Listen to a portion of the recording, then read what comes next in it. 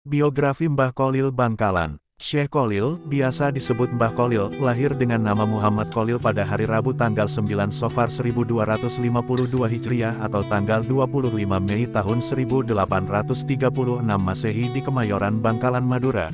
Beliau mempunyai 5 jalur nasab, yaitu jalur Sunan Gunung Jati, jalur Sunan Kudus, jalur Sunan Giri, jalur Sunan Ampel dan jalur Basyaiban. Beliau ialah seorang ulama yang cerdas dari kota Bangkalan, Madura. Beliau telah menghafal Al-Quran dan memahami ilmu perangkat Islam seperti Nahwu, Shorof, Mantik, Tafsir, Hadis, Mustolah, Usul Fikih, Tajwid dan Tasawuf. Kemudian beliau belajar lagi di beberapa pesantren yang ada di Pulau Jawa, diantaranya kepada Kiai Muhammad Nur selama 3 tahun di pesantren Langitan, Tuban. Kiai Asyik di pesantren Cangaan Bangil, Pasuruan.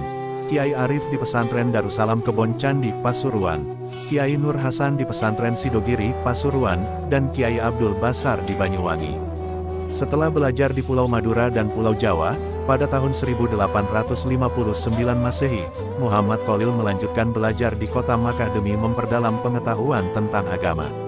Di sana beliau belajar kepada Syekh Nawawi Al-Bantani, Syekh Utsman bin Hasan Adimyati, Sayyid Ahmad bin Zaini Dahlan, Syekh Mustafa bin Muhammad Al-Afifi Al-Maki, Syekh Abdul Hamid bin Mahmud Asyarwani, Syekh Abdul Ghani bin Subuh bin Ismail Al-Bimawi, Bima, Sumbawa.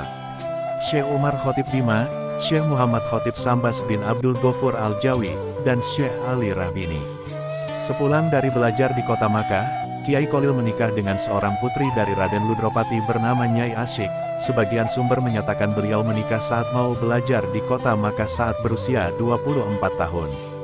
Dan pada tanggal 29 Ramadan tahun 1343 Hijriah atau bertepatan tanggal 23 April tahun 1925 Masehi beliau wafat di usia 89 tahun di Martajasa, Bangkalan, Madura. Beberapa karya dari beliau yaitu Kitab Matan Asyarif, Kitab Al-Silah fi Bayan Al-Nikah, Kitab Sa'ada Ad-Daroini fi Sholati ala Nabi As-Sakolaini dan beberapa karya lainnya.